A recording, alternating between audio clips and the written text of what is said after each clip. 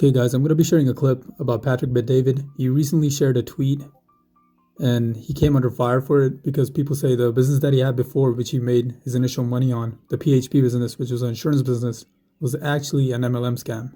Take a look at the clip. Came up, Rob. If you can pull this up, I saw one on. They called Vivek, scammer con artist. They called. There's a bunch, but here's it's one right such a here. lazy, weak But argument. put this one up there, right there, on the tweet that I put up. Look at the bottom there. Patrick Bet-David made his money by founding a predatory multi-level marketing pyramid scheme, which he then used to market himself as a business guru on YouTube. He is essentially a scam artist. By the way, the community notes allowed that for a couple hours. Then it was taken down. Okay, that's the whole community notes concept. Wikipedia and community notes are somewhat similar. I know Elon, I actually like community notes, to be honest with you. The only thing you have to be careful with community notes is that now went everywhere. Hey, this is what it is on. At the end of the day, you know how hard it is to build a national insurance agency dealing with regulators in every state. Tom was the president of the insurance company. He's the CSO of it till today. You're dealing with every single agency. We pay taxes in God knows how many states.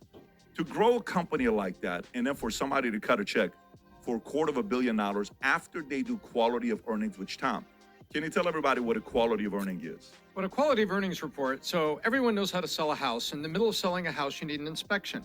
If you're buying a house, your bank requires the inspection to ensure that the house is in good shape, and they're going to give you a mortgage for it, right? Yeah. Very simple. Yep. An inspection times 1,000 is a quality of earnings report that gets done on your business. So they say, hey, we like to do an inspection. And part of that inspection is going to be quality of earnings. What do?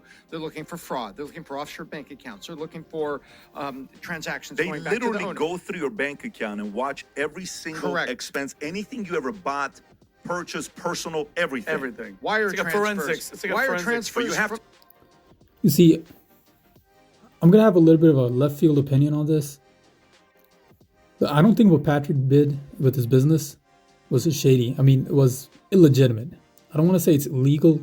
It's not illegal at all. And it could be considered a scam, but the way his business was modeled, I know about this because I looked into it a lot and I watched a bunch of videos. This could be considered unethical. I don't know about a scam, but unethical, yeah. I mean, he would hire agents and he would charge the $300 fee. So he would make the majority of his money from the $300 annual recurring fee. At one point in time, he had 55,000 agents. So that means that's 15 million a year recurring revenue coming in. Like with no expenses, nothing, just $300 liquid coming in. Just if you're an insurance agent within PHP, you would have to pay $300 for a licensing fee.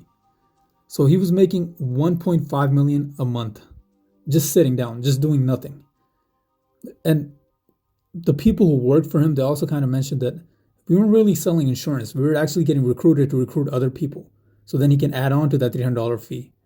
So that's how they were mainly making their money, by recruiting other members, not by actually selling life insurances.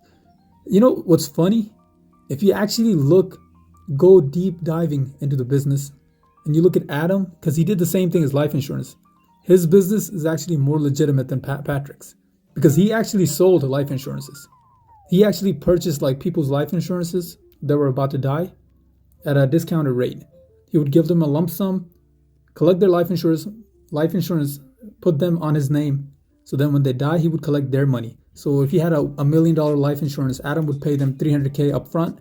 But when they die and the million comes in, he would pocket the $700,000 as a profit. That's kind of, I don't know how you look at it, but that's actually more legitimate than Patrick's business. I know he has Tom shilling for him right here, but you have to keep in mind Herbalife was also a deceptive company, an MLM marketing company, and they were sold. Just because you sold your business doesn't mean you were actually a legitimate business. All right, I'm going to keep playing the clip. You're about to cut $250 million check. So think of it as you're selling a company, and the inspection, the house inspection to sell that company, is called a quality of earnings report, and it only gets done by people like PwC and Accenture, big companies. You sell a company for more than $50 million, it is a big inspector. It takes months to do. It costs at least $250,000 in my experience. That's what it costs. And guess who pays that? You. If you're selling your company, you have to pay that before it closes. So guess what? If the deal... You can kind of tell by Vinny's face he doesn't believe this, but he can't bite the hand that feeds him. He's pretty much under Patrick's, dominion. But deep down inside, Vinny's like not this type of guy, and he really disagrees with what's going on. But he's like, you know what? He's picking and choosing his battles right now. He's saying, I can't really go against my head. He's not going against his master. I guess that's one of the laws of power, right? You're not supposed to go against your master. Falls through, the economy crashes, they can't get their It's loans. an audit. Guess what? You have to pay it anyway. But here's the point. So if a person's never gone through building a business or selling it, I don't blame you for not knowing. How could you not know what a quality of how earnings can is you and not how know? Like, hard for it is? example, I don't know what it was to, your mother's labor, all this stuff. Then I saw my wife have 4 kids back to back to back to back, all without, what do you call it, Pitocin, without epidural. I'm like, oh my God. The level of respect for your wife goes up when you watch them give birth. You're like, damn, I don't know the pain, but oh my God, salute for what you do. Then you see them nursing while you're sleeping, trying to run a company. They're waking up throughout the night 3, 4, 5 times a night. You're like, wow, I thought I worked hard. I don't, the amount of hours a mother puts in when they're working and raising a child. Hey, true role models, mothers don't work 80 hours a week when they have a newborn. They're working 168 hours a week, literally, because you're not sleeping half the time. So, we have to. Look, this is the same strategy Patrick always uses whenever he gets stuck in a point where he doesn't have an answer about Zionism or about his business. He starts going off on a tangent, talking about this, that. What does his wife has to do with this business question? There's nothing. And I just found this really funny. He's saying, his wife was raising his kids while he was running a business. Can you imagine his wife like, oh my God, these kids won't stop crying. Patrick, can you help me? Nah, I got to get my 8 hours. I'm a numbers guy. I mean, I think it's funny how he always just runs off into a tangent whenever you ask him a direct question. But when he puts people in a corner spot, he basically embarrasses them. I mean, it's funny to see this a little bit. But keep in mind, I don't disagree with what's going on with Patrick's business. Look, it's just like a gym model. A lot of Planet Fitness runs the same model that he ran.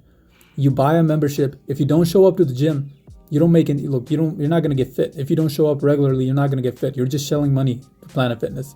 It's the same thing with his life insurance company. You can say, hey, they weren't really giving us a way to sell life insurances. Yeah, you can make a case for that. But for the most part, he sold memberships and he was collecting revenue off the membership more than he was actually collecting revenue from actually selling life insurances. Yeah, that's questionable. But honestly, I don't knock him for this because I just don't see it. Okay. I mean, I don't know if you guys did business or anything. I don't condone this type of business practice. I don't think I'll be able to do it myself because I don't think I'll be able to sleep doing something like that. But that's, I don't know. Let me know what you guys think. All right.